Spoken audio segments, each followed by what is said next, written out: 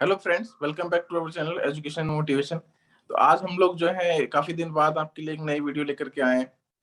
तो आज हम बात करने वाले हैं रवि कुमार जी से, जो कि एक जियो साइंटिस्ट हैं यूपीएससी में। जिन लोगों को नहीं पता है उन लोगों के लिए मैं बता देता हूँ कि यूपीएससी हर साल अपना एक कैलेंडर जारी करता है अपने सारे एग्जाम्स के लिए, और उन्हीं में एक एग्जाम भी होता है जो यूपीएससी, अगर केमिस्ट्री से है तो जियो केमिस्ट का लेता है, जियो फिजिक्स का लेता है, जियोलॉजिस्ट का लेता है। इन सभी के मतलब जो जो अपनी मेन साइंस के जो सब्जेक्ट्स होते हैं उन सभी के लिए वो साइंटिस्ट पोजीशंस निकालता है। तो अगर आपका सपना है यूपीएससी के अंदर जाने का, अगर आप ग्रेजुएशन के बाद आप आईएएस वगैरह की तैयारी नहीं किए हैं, तो आप यहाँ से भी यूपीएससी के अंदर जा सकते हैं। ठीक है, यूपीएससी भी साइंटिस्ट पोजीशंस लेता है और वो हर साल लेता है। तो सेम इसी प्रकार जैसे हमारे बार्क लेता है हर साल, बार्क में ओसीएस टीजीएफएस के थ्रू वैकेंसीज आती हैं। साइंस स्ट्रीम की भी वैकेंसीज आती हैं, बैकग्राउंड की भी वैकेंसीज आती हैं। उस सब के बारे में मोस्ट प्रोबेबली सभी को पता होता है, बार्क क्योंकि काफी पॉपुलर है, उसकी जो वैकेंसी आती है उनके बारे में सभी को पता होता है। लेकिन ये सभी को इसके बारे में पता नहीं है यूपीएससी के बारे में। तो इसमें एग्जाम का पैटर्न क्या होता है और इंटरव्यू कैसा इसका होता है। अगर आपका फिजिक्स बैकग्राउंड है तो आप कैसे प्रिपेयर करें, अगर आपका जियो फिजिक्स बैकग्राउंड है तो आप कैसे प्रिपेयर करें, और सबके बारे में आज हम, हमारे साइंटिस्ट हैं ये रवि कुमार जी, इनसे हम आज पूछेंगे।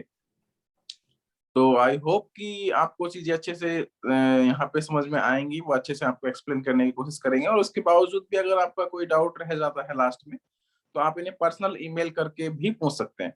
तो सबसे पहले मैं थोड़ा सा इंट्रोड्यूस कराना चाहूंगा रवि कुमार जी को आपसे। तो रवि कुमार जी, सबसे पहले तो आपका बहुत बहुत धन्यवाद हमारे चैनल में आने के लिए, जो आपने हमारे लोगों के लिए इतना टाइम निकाला। तो सबसे पहले मैं बताना चाहूंगा कि ये जो है राजस्थान से बिलोंग करते हैं।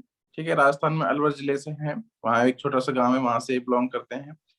और इन्होंने जो अपनी ग्रेजुएशन की है वो दिल्ली यूनिवर्सिटी से की है। अगर आपने सुना हो तो वहाँ पे एक कॉलेज है वेंकटेश्वर कॉलेज, वहां से इन्होंने अपनी ग्रेजुएशन की है। उसके बाद इन्होंने अपनी मास्टर्स जो की आईआईटी दिल्ली से की, और वो अभी जियो साइंटिस्ट हैं यूपीएससी के अंडर, यूपीएससी में। तो वो आपको अच्छे से समझाएंगे कि उन्होंने कैसे अपने एग्जाम की स्ट्रेटेजी रखी, कैसे उन्होंने इंटरव्यू में अपनी स्ट्रेटेजी रखी। और अगर ये वीडियो थोड़ा ज्यादा लंबा होगा तो हो सकता है कि हम इंटरव्यू के लिए एक नई वीडियो बनाएं, दूसरी वीडियो बनाएं। ठीक है, तो चलिए स्टार्ट करते हैं बिना किसी देरी किए हुए। और एक चीज मैं आपको बता दूं कि इनका जो बैकग्राउंड है वो फिजिक्स बैकग्राउंड है। ठीक है, तो अभी फिजिक्स से रह करके इन्होंने जियो फिजिक्स की सीट निकाल लिया, तो कैसे ये पॉसिबल हो सका, कैसे संभव हो सका, उस सब के बारे में ये आपको बताएंगे। और इन्होंने, मैं आपको बता दूं, 2 बार गेट भी शायद निकाला हुआ है, और जेआरएफ तो इनका 3-4 बार है कुछ। तो उसके बारे में आपको थोड़े टिप्स देंगे कि जेआरएफ आप कैसे क्लियर कर सकते हो, गेट कैसे क्लियर कर सकते हो। तो सभी के बारे में ये डिटेल वीडियो रहेगी, आपको काफी कुछ सीखने के लिए यहाँ पे मिलेगा अगर आप वीडियो के साथ लास्ट तक बने रहते हो तो रवि कुमार जी, पहले तो बहुत बहुत धन्यवाद आपका हमारे चैनल में आने के लिए, लोगों के साथ जुड़े रहने के लिए। तो आपको बहुत बहुत कॉन्ग्रेचुलेशंस कि आपका इतनी अच्छी जॉब में हुआ है। तो इंडिया में वैसे ही गवर्नमेंट जॉब की बहुत ज्यादा कमी है, और इस कोविड सिचुएशन में अगर आप इतने अच्छे साइंटिस्ट पोजीशन पे आप इतना अच्छा साइंटिस्ट पोजीशन इस इंडिया में ले पाए हो, तो उसके लिए बहुत बहुत धन्यवाद। तो रवि कुमार जी, आपकी एज क्या है ये हम जान सकते हैं क्या? हाँ, तो देखिए, अगर मैं अपने व्यूवर्स को बताना चाहूंगा, इन्होंने 22 एज में अगर ये जॉब ली है, जो कि आपको पता है कि एक ए ग्रेड की जॉब है, मतलब ये 38 ईयर्स की जॉब अपनी लाइफ में करने वाले हैं। तो 38 ईयर्स में जितना हाईएस्ट प्रमोशन है वो गेन कर सकते हैं। क्योंकि अगर आपको जियो फिजिसिस्ट बनना है या जियो साइंटिस्ट बनना है, तो उसके लिए मिनिमम एज क्राइटेरिया आपका 21 का होता है। अब 21 में आप जब अप्लाई करने के एलिजिबल होते हो, तो ऑब्वियस सी बात है कि 22 से पहले वो जॉब मिल ही नहीं सकती। तो उन्होंने मतलब जितना कम टाइम में जो जॉब मिल सकती थी वो गेन किया, तो ये सबसे बड़ा एक अचीवमेंट है उनकी लाइफ में। और हम मानते हैं कि उन्होंने काफी बहुत अच्छा एक काम करके दिखाया है। तो रवि कुमार जी, अभी आप हमारे व्यूवर्स को बताइए कि आपकी स्ट्रेटेजी कैसे थी एग्जाम के लिए। आपको ऐसा नहीं लगा कि आप तो फिजिक्स बैकग्राउंड से हो, तो जियो फिजिक्स का एग्जाम आप कैसे क्रैक कर पाओगे वगैरह वगैरह स्टार्टिंग में? स्टार्टिंग में एक्चुअली जब स्टार्ट किया था तो ऐसा लगा था कि ये काफ़ी टफ होने वाला है, क्योंकि जियो फिजिक्स के लिए मैं अप्लाई कर रहा हूँ और मेरा बैकग्राउंड फिजिक्स है। पर अगर आपको आपके कंसेप्ट क्लियर है या फंडामेंटल्स आपके फिजिक्स के स्ट्रॉन्ग है तो आपको उतना डरने की जरूरत नहीं है, सिर्फ आपके फिजिक्स के फंडामेंटल्स को लेके आप आगे चलें। साथ में अगर आपके पास थोड़ा टाइम हो तो आप जियो फिजिक्स के फंडामेंटल्स को देख सकते हैं। अगर नहीं भी देख पाओगे तो भी आप, अगर फिजिक्स के फंडामेंटल काफ़ी ज़्यादा स्ट्रॉन्ग है तो आपको उससे काफ़ी हेल्प मिलेगी और आप इजीली क्वालिफाई कर सकते हैं एग्जाम को। अच्छा रवि जी, मैं एक चीज पूछना चाहूंगा कि आप यहाँ पे थोड़ा सा एक्सप्लेन करोगे कि आपके एग्जाम का पैटर्न क्या होता है। मतलब जब आप एग्जाम, जैसे जितना मैंने इसके बारे में सुना है, तो इसमें दो पेपर्स लगते हैं, ठीक है। एक प्री लगता है, एक मेन लगता है, उसके बाद आपका इंटरव्यू लगता है। तो थोड़ा सा आप इलेबोरेट कर दीजिए कि जो प्री एग्जाम है, पहले हम प्री की बात कर लेते हैं, क्योंकि जितना मैंने सुना है इसमें हर एक पेपर में क्वालिफाई होना जरूरी होता है। तो प्री जो एग्जाम है वो किस तरह से उसका पैटर्न होता है, और उसमें लगभग कितने मार्क्स पे आप समझते हो कि क्वालिफाई हो जाता है, और उसमें भी क्या प्री के भी क्या कुछ पार्ट्स होते हैं या किस तरह से वो होता है? और इसका एग्जाम पैटर्न जो है वो जैसे आपने कहा कि पहले प्रीलिम्स होता है उसके बाद मेंस होता है। प्रीलिम्स में आपके पास दो पेपर्स आपको देने होते हैं, एक होता है जनरल स्टडीज का पेपर होता है, दूसरा होता है हमारा सब्जेक्ट से रिलेटेड पेपर। अगर केमिस्ट्री का दे रहे तो केमिस्ट्री का होता है, जो फिजिक्स का दे रहे तो जो फिजिक्स का होता है। तो पहले अगर हम जनरल स्टडीज की बात करें तो ये 100 मार्क्स का पेपर होता है। 100 मार्क्स में आपके बेसिकली कवर करता है करंट अफेयर्स को, जनरल नॉलेज सेक्शन को, उसके अलावा जो जनरल साइंस है जो हम 9th 10th 11th 12th में जो पढ़ते हैं उन सारे कंसेप्ट जो है हमारे फंडामेंटल ऑफ साइंस के, जो है फंडामेंटल के जो कंसेप्ट है साइंस के, वो सबको कवर करके 100 मार्क्स के ऑब्जेक्टिव टाइप पेपर्स होते हैं दोनों, जनरल स्टडीज और सब्जेक्ट वाइज जो प्रीलिमिनरी स्टेज है उसमें। तो इसमें हर पेपर में आपको एक कट ऑफ क्लियर करना होता है, वो अराउंड 20% होता है। 20% मार्क्स आपको हर पेपर में चाहिए, मतलब जनरल स्टडीज में आपको 20% स्कोर करना होगा, प्लस में आपके सब्जेक्ट पेपर में आपको 20% करना होगा। पर इसका मतलब ये नहीं हुआ कि आपने 20% स्कोर कर लिया तो आप प्रीलिमिनरी को क्लियर कर लोगे। प्रीलिमिनरी का फिर एक कंबाइंड कट ऑफ निकलता है, वो उसको आप करना होता है, वो अराउंड 40% के आसपास होता है अगर हम जनरल कैटेगरी की बात करें। और वो उसके बाद नीचे अगर जैसे जैसे आप ओबीसी में जाओगे या SC ST में जाओगे तो वो कट ऑफ उस हिसाब से लोअर होने लगता है। पर अगर हम जनरल कैटेगरी की बात करें तो 40% के अराउंड वो कट ऑफ जाता है। तो आपको आपका जो पहला पेपर है जनरल स्टडीज का 100 मार्क्स का है, तो उसमें अगर आप सपोज 30 मार्क्स लेके आते हो, प्लस में जो आपका सेकंड पेपर है सब्जेक्ट वाला वो 300 मार्क्स का होता है। तो टोटल मिला के आपका 400 मार्क्स का बनता है। और तो अगर आपका जनरल स्टडीज में थोड़ा कम भी स्टडी हुआ है तो आप कंबाइंड मिला के वहाँ पे 40% कवर कर सकते हो। तो ओवरऑल आपका अराउंड 40% के आसपास कट ऑफ लगता है प्रीलिमिनरी एग्जाम से। उसके बाद आपको मेंस के लिए रिजल्ट क्लियर करता है, तो फिर आप मेंस एग्जाम दे सकते हो। तो आपको एटलीस्ट 40% या 45% स्कोर करके चलना पड़ेगा और जनरल कैटेगरी। ओके, तो मतलब आप ये कहना चाह रहे हैं कि जो फर्स्ट पेपर है उसमें भी हमारे दो पेपर होने वाले हैं? हाँ, फर्स्ट पेपर में प्रीलिमिनरी स्टेज में आपके दो पेपर होते हैं, एक जनरल स्टडीज का पेपर होता है, एक आपका सब्जेक्ट का पेपर होता है। सब्जेक्ट वाले पेपर में 50% फिजिक्स आता है, 50% जियो फिजिक्स आता है। और दोनों के ही फंडामेंटल्स पूछे जाते हैं। काइंड ऑफ गेट लेवल के एग्जाम के क्वेश्चन होते हैं, काइंड ऑफ गेट और PSIR लेवल के क्वेश्चन होते हैं। अच्छा, तो रवि जी, मैं यहाँ पे एक चीज पूछना चाहूंगा। जैसे आपने अभी कहा है कि लगभग 40% के आसपास कट ऑफ चली जाती है जनरल कैटेगरी की, अगर हम बात करें तो जैसे आप बता पा रहे हो कि जो आपका 300 नंबर का पेपर होता है प्री में, सेकंड पेपर जो आपका 300 नंबर का है, पहला पेपर आपका 100 नंबर का है। तो जो दूसरा जो पेपर है वो जो 300 नंबर का है, वहां पे 150 नंबर की आपकी जियो फिजिक्स आने वाली है और 150 नंबर की आपकी फिजिक्स आने वाली है। तो अगर मैं बात करूं तो आपका 50% पोर्शन ही जो है वो फिजिक्स से आने वाला है। और जियो फिजिक्स में अगर मैं बात करूं तो अगर आपका बैकग्राउंड फिजिक्स से है, या कोई अगर जियो फिजिक्स का बंदा है उसका बैकग्राउंड जियो फिजिक्स का अच्छा होगा, और अगर कोई बंदा फिजिक्स से है तो उसका बैकग्राउंड फिजिक्स का अच्छा होगा, दूसरा जो पोर्शन है उसका बहुत ही वीक हो सकता है। तो अगर देखा जाए तो आपने एक तरह से 50% सिलेबस ही कवर किया हुआ है अच्छे से, जो आपको आता है। तो उस टाइम पे आप कैसे कॉन्फिडेंटल रह सकते हो कि आप उस 50% में से पूरे एग्जाम का 40% कैसे, मतलब ये पॉसिबल है? उसके लिए एक मतलब सिंपल जो प्रोसीजर है या जो स्ट्रेटजी मैंने फॉलो की थी उसमें ये है कि आपका जो फिजिक्स है, मेरा फिजिक्स बैकग्राउंड जो तो आपको आपके कंसेप्ट तो क्लियर होने चाहिए जो आपने अंडर ग्रेजुएट में पढ़ा है, मास्टर्स में जो पढ़ा है। उसके अलावा जो लाइक जियो फिजिक्स का जो एग्जाम है उसमें भी जो 50% जियो फिजिक्स का सेक्शन है उसमें भी अराउंड 20% फिजिक्स से हम कवर कर सकते हैं। लाइक जियो फिजिक्स वाले स्टूडेंट जो होते हैं वो भी सेम मैथमेटिकल फिजिक्स पढ़ते हैं, सेम सॉलिड स्टेट पढ़ते हैं and same nuclear and particle physics पढ़ते हैं। तो वहाँ पे भी हम कवर कर सकते हैं। सेम जियो फिजिक्स वाले स्टूडेंट्स के लिए है, वो भी हमारा सेम मैथमेटिकल फिजिक्स पढ़ते हैं, न्यूक्लियर पढ़ते हैं, इलेक्ट्रोमैग्नेटिक पढ़ते हैं। तो ये काफ़ी ज़्यादा कंबाइंड है। और अगर प्योर जियो फिजिक्स की बात करें कि जो प्योर जियो फिजिक्स के जो क्वेश्चन आते हैं वो या प्योर जो फिजिक्स के क्वेश्चन आते हैं जिससे फिजिक्स के स्टूडेंट मोस्टली अटेम्प्ट कर पाएंगे वो अराउंड 25% के आसपास आता है। बाकी 25% मिक्सचर होता है काइंड ऑफ कि दोनों स्टूडेंट अटेम्प्ट कर पाएंगे। तो ऐसे मतलब हम कह सकते हैं कि 75% को आप अटेम्प्ट करने के इजीली अटेम्प्ट कर पाओगे अगर आपके कंसेप्ट जो है वो क्लियर है, चाहे आपका बैकग्राउंड फिजिक्स हो चाहे जियो फिजिक्स हो। Okay okay, it means basics questions वहां पे पूछे जाने वाले हैं। और अगर मैं आगे चलूं तो सपोज अपना प्रीमियर जो प्री है वो क्लियर हो जाता है यूपीएससी का जियो साइंटिस्ट के लिए, सपोज या किसी भी पोस्ट के लिए वहां पे साइंटिस्ट की।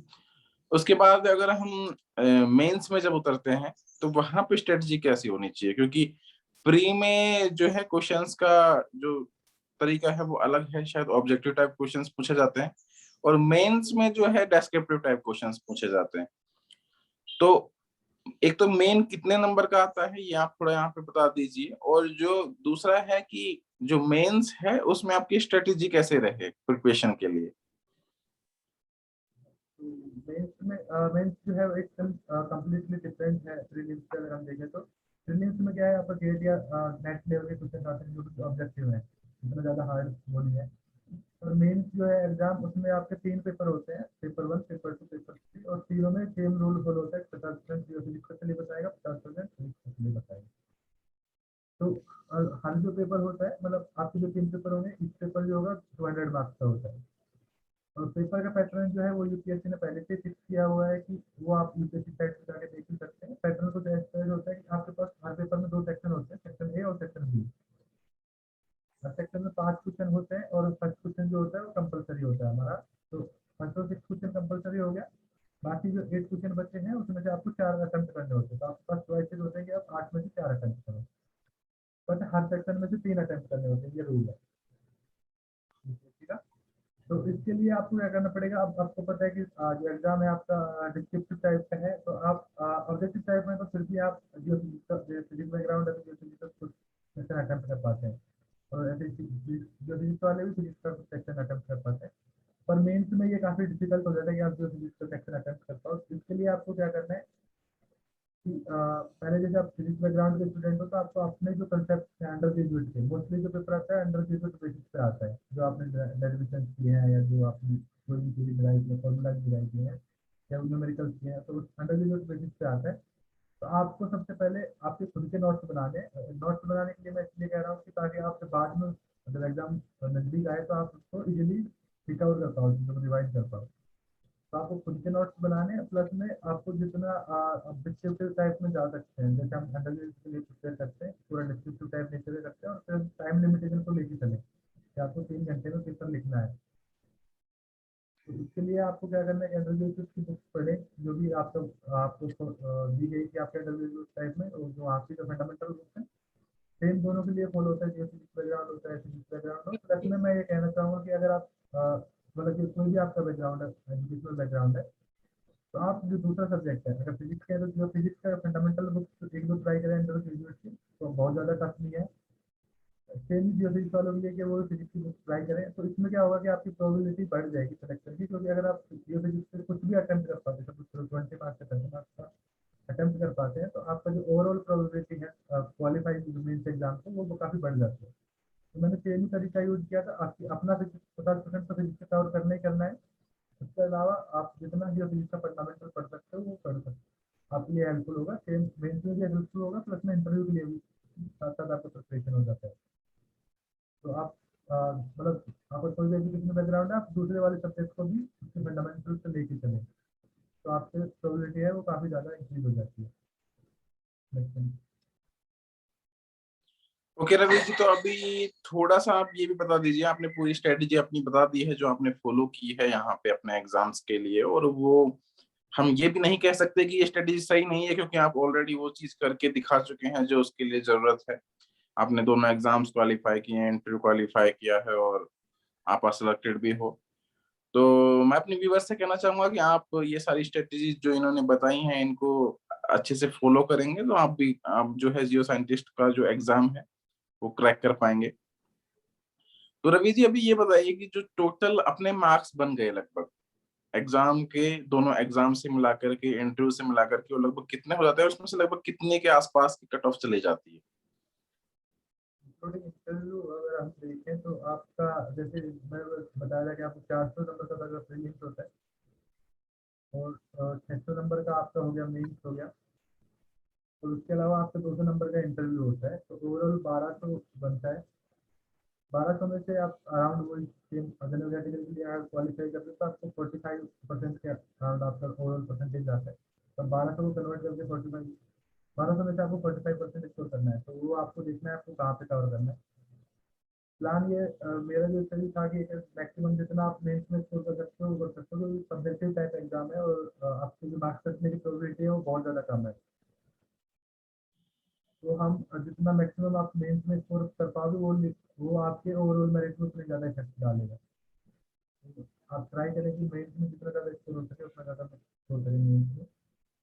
उसके बाद पर्सनल टेस्ट का ऑन एवरेज 40% या 35% के आसपास वो लोग स्कोर देते हैं इंटरव्यू में। तो मेन प्लान वही रहता है कि हम अगर मेंस को लेके चले कि भाई हमारे पास सिर्फ मेंस है, तो मेंस को अगर आप अच्छे से लिखोगे तो उसके बाद आपको इंटरव्यू में उससे ज़्यादा स्कोर करने की जरूरत नहीं पड़ेगी। अगर आप अच्छा स्कोर ओके। करते हो तो वो आपके लिए प्लस पॉइंट होगा, अगर आप इंटरव्यू में अच्छा स्कोर करते हो तो वो आपके लिए प्लस पॉइंट है। ओके, तो कोई नहीं है, इंटरव्यू के लिए हम एक नई वीडियो बना लेंगे जिसमें अच्छे से केवल इंटरव्यू के लिए ही हम लोग बात करेंगे, तो जिसमें हमारे व्यूअर्स जो हैं वो अच्छे से वो इंटरव्यू की स्ट्रेटजी को समझ सकें। तो ये वाली वीडियो हम केवल एग्जाम के लिए रखते हैं। तो मैं अपने व्यूअर्स से ये कहना चाहूंगा कि अगर आपको किसी भी तरह का कोई डाउट रह गया है, या आप जो रवि कुमार जी से डायरेक्टली बात करना चाहते हैं, तो आप हमें कमेंट बॉक्स में लिख सकते हैं, या मेरा पर्सनल मेल आईडी दिया हुआ है वहां पर चैनल पर अबाउट पेज में, तो आप वहां पर जाकर के उस मेल पे ईमेल डाल सकते हैं, जिससे कि हम आपको पर्सनली एक उनकी ईमेल आईडी प्रोवाइड कर सकें रवि कुमार जी की, और आप उनसे पर्सनली भी जो है अपने सजेशंस पूछ सकते हैं, या पे कोई डाउट्स हैं उस एग्जाम से रिलेटेड तो पूछ सकते हैं। ठीक है, क्योंकि वो ऑलरेडी वहां पे जियो साइंटिस्ट हैं, तो वो आपको अच्छे से और अच्छे से गाइड कर पाएंगे, क्योंकि एक एक छोटी एक वीडियो में हो सकता है कि आपके सारे डाउट्स हम क्लियर नहीं कर पाए, क्योंकि ये वीडियो हमने जो भी हमें लगा कि इस तरह के आपके कोई डाउट्स हो सकते हैं उसके हिसाब से बनाई है। लेकिन फिर भी अगर आपके मन में और कोई डाउट आता है या सिंपल कोई डाउट है तो आप कमेंट बॉक्स में भी लिख सकते हैं। तो जैसे भी मुझे टाइम मिलेगा या रवि कुमार जी को टाइम मिलेगा तो वो उसका रिप्लाई करने की कोशिश करेंगे। और एक चीज मैं यहाँ पे ऐड करना चाहूंगा कि ये वीडियो काफी दिनों बाद आई है, और आपको लग रहा होगा कि जो अभी सर जो है वो वीडियोस वगैरह नहीं डाल रहे हैं, तो उसके लिए देखिए मैं आपसे सॉरी बोलना चाहूंगा। एक्चुअली रीजन इसके पीछे ये है कि अभी पीएचडी में काम इतना ज्यादा हो गया है ना कि मतलब टाइम मिल नहीं पाता है। अब आपको पता ही है कि अगर आप किसी अच्छे इंस्टीट्यूट से अगर आप पीएचडी कर रहे हैं तो आपको काफी टाइम अपने रिसर्च में देना पड़ता है। तो आजकल जो पेपर राइटिंग चल रही है और फिर उसको एडिट करना, बार बार लिखना, फिर सर को देना, सर एडिट करने के लिए कुछ करेक्शंस बताते हैं, फिर से करना, ये सब करना, तो काफी मतलब बिजी शेड्यूल सा होता है। लेकिन उसके बावजूद भी मैं ट्राई करूंगा कि आपके लिए रेगुलरली आपकी वीडियोस आती रहें। ठीक है, तो अगर आपको ये वीडियो अच्छी लगी हो तो आप इस वीडियो को लाइक करें, और अगर किसी से आपको लगता है कि आपके किसी फ्रेंड से रिलेटेड उसको जो है हेल्प कर सकती है, कोई आपका फ्रेंड है जो मास्टर्स कर रहा है, वो यूपीएससी में साइंटिस्ट वगैरह पोजीशन के लिए अप्लाई कर सकता है, तो आप उससे जरूर शेयर करें, जिससे उसको कुछ ना कुछ इससे कुछ ना कुछ सीखने के लिए मिलेगा। ठीक है, तो मैं लास्ट में एक बार फिर से रवि कुमार जी को बहुत बहुत कॉन्ग्रेचुलेशंस देना चाहूंगा उनको जॉब के लिए, कि उनका इतने कम उम्र में उन्होंने इतनी अच्छी जॉब गेन की है। ठीक है, तो हम उम्मीद करेंगे, हम भगवान से दुआएं करेंगे कि वो अपनी लाइफ में बहुत ऊंचाइयों तक जाएं। ठीक है, तो रवि कुमार जी, आप लास्ट में हमारे व्यूवर्स से कुछ कहना चाहेंगे उनको मोटिवेट करने के लिए, तो आप कहिए, उसके बाद हम अपनी वीडियो जो है समाप्त करते हैं। तो लास्ट में मतलब ऐसा मोटिवेशन के लिए तो आप कुछ नहीं कहना है, पर ऐसा है कि अगर आपका आपको मतलब कि ये हमेशा देखना है कि अगर आप जो फिजिक्स के लिए एग्जाम के लिए प्रिपेयर कर रहे हैं तो आपको जो फिजिक्स का आप लेके चलें, और ऐसा नहीं है कि आप जो फिजिक्स का एग्जाम से आपका सिलेक्शन नहीं होगा। अब हमेशा ये लेके चले कि मैं कर सकता हूँ। मेरा भी वही प्लान था कि मैं तो हमेशा पता था कि मैं ये कर सकता हूँ, चाहे मैं जो फिजिक्स के लिए अप्लाई कर रहा हूँ, मेरा बैकग्राउंड फिजिक्स है। तो आपको कभी भी नेगेटिव थॉट ना लेके आए, और हमेशा जो है अपने आप को बैक करके आपको चलना है आगे। तो आपके लिए चीज़ काफ़ी ज़्यादा ईज़ी हो जाएँगी, और आपको माइंड में अगर नेगेटिव थॉट्स नहीं आएँगे तो आपको आपका जो प्रिपरेशन है वो काफ़ी ईज़ी तरीके से आगे चला जाता है। नेगेटिव थॉट्स ना लाएँ और सिंपल अपना अपने आप को बैक करना है, आपकी जो स्ट्रेंथ है उसको आपको बैक करना है। तो चलिए ठीक है। तो रवि जी ने आपको बहुत अच्छे से इस वीडियो में मोटिवेट किया है, और नेक्स्ट वीडियो आप थोड़ा इंतजार कीजिए, हम लेके आने वाले हैं। उसमें आपको पूरा इंटरव्यू का एक स्ट्रेटेजी समझाया जाएगा। ठीक है। तो ये केवल एग्जाम बेस्ड वीडियो था, इसमें केवल एग्जाम के बारे में हम लोगों ने डिस्कशन किया है। कोई भी डाउट है आप कमेंट बॉक्स में लिखिए, और आप ईमेल भी कर सकते हैं। हमें बहुत खुशी होगी अगर आप अपना कोई डाउट हमसे पूछते हैं तो, और हमें उसका रिप्लाई करने के लिए बहुत खुशी होगी। और आप प्लीज वीडियो को लाइक करें, शेयर करें, और हमारे चैनल को जरूर सब्सक्राइब करें। Thank you for watching. Bye.